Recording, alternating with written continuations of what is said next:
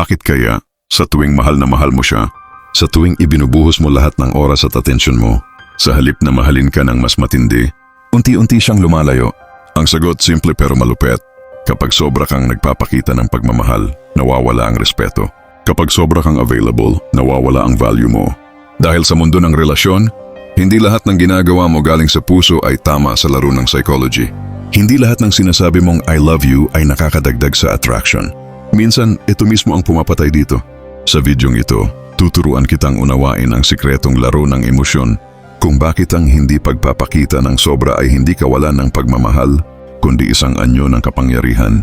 Kung ready ka nang malaman ang pinakamalupit na taktika na ginagamit ng matatalino at ng mga alpha sa larangan ng relasyon, humanda ka na. Dahil pagkatapos nito, hindi ka na magiging alipin ng sarili mong emosyon.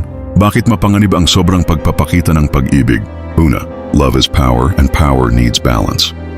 Kapag ipinakita mo lahat ng emosyon mo, nawawala ang mystery. Wala nang thrill. Bakit? Kasi predictable ka na. Sa psychology, ang predictable ay boring. At kapag boring ka, nawawala ang attraction. Halimbawa, may lalaking araw-araw nagme-message, "Good morning baby, kumain ka na ba?" At first cute. Pero pag araw-araw at walang pahinga, nagiging noise, hindi na music. Pangalawa, over-attachment is weakness. Kapag pinakita mong hindi ka mabubuhay nang wala siya, ang power ay lilipat sa kanya. Siya na ang may control sa emosyon mo. At sa relasyon, kapag isang tao lang ang may control, tapos na ang laban mo. Ang lahat ng tao ay may natural na desire para sa hindi agad makuha. Kapag madali kang makuha, hindi ka na ganun ka-valuable. Kapag mahirap makuha, nagiging prize ka. Ito ang dahilan kung bakit ang sobrang pag-show ng love ay nagiging suicidal move sa attraction game. Ano ang tamang diskarte? Una, show respect, not obsession. Ipakita mong mahalaga siya, pero wag mong gawing mundo mo ang buhay niya. Lalaki ka pa rin na may sariling mission. Yan ang mas nakakaakit. Pangalawa, express in actions, not excessive words. Isang simpleng gesture ng effort, 100 empty words. Halimbawa, imbes na 30 messages, isang thoughtful action lang. Pangatlo, mag-iwan ng mystery. Hindi mo kailangang ipaliwanag lahat ng nararamdaman mo. Hindi kailangan i-post lahat ng galaw mo sa social media. Alam mo kung bakit? Dahil curiosity is attraction. Kapag wala ng misteryo, wala ng thrill. Pang-apat, be stoic with emotions. Hindi ibig sabihin wala kang nararamdaman. Ibig sabihin lang, ikaw ang may control sa emosyon mo, hindi siya. Kapag galit siya, kalmado ka. Kapag nangaasar siya, hindi ka nagpapa-apekto. Yan ang tunay na dominance. Bibigyan kita ng kwento para maintindihan mo. May tropa ako si Jerby. Sobrang mahal niya yung girlfriend niya. Pero mali ang diskarte. Araw-araw parang sunod-sunuran. Pinapakita niya lahat ng emosyon niya. Inispam yung babae ng I love you messages. Alam mo ang resulta? Babae mismo ang nagsabi, hindi na ako excited. Wala nang thrill. Feeling ko kontrolado kita. At ayun, iniwan siya. Ngayon compare mo kay Adrian. Mahal din niya yung babae pero never siyang naging needy. He loves her, yes, pero may sarili siyang mundo. Hindi siya palaging available.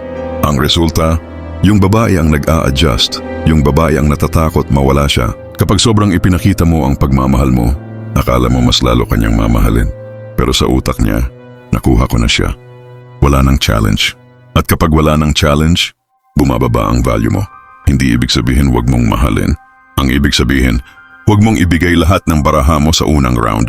Sa larong ito, hindi ang pinakamaingay ang nagtatagumpay, kundi ang pinakamatalino magtago ng emosyon sa tamang oras.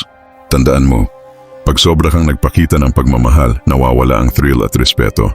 Pero kapag marunong kang magtimpi, ikaw ang magiging pinakakaakit-akit na lalaki sa mata niya. Ngayon alam mo na, hindi lahat ng bagay kailangan ipakita. Hindi lahat ng nararamdaman kailangan ipagsigawan. Dahil sa larong ito, ang tunay na malakas ay hindi yung maingay, kundi yung marunong magtimpi at magkontrol ng emosyon. Kapag sobra mong ipinakita ang pagmamahal, iniisip mo na mahalaga yon. Pero sa mata ng iba, nawawala ang thrill. Kaya tandaan mo ito. Pag marunong kang magpigil, ikaw ang mananatiling prize, hindi option. Kung gusto mo pang matuto ng ganitong diskarte, mga sekreto ng psychology, mga taktika ng kapangyarihan sa relasyon, at kung paano maging isang lalaking may respeto at halaga, huwag mong kalimutan mag-like, mag-subscribe, pindutin ang bell icon, at i-share ang video na ito sa mga tropa mong kailangan ding marinig ito. Ako si Shadow Scribe, at tandaan mo, yung pagmamahal ay laro ng balanse. Kapag sobra kang nagpakita, ikaw ang talo. Kita-kits tayo sa susunod na video. Hanggang sa muli, salamat!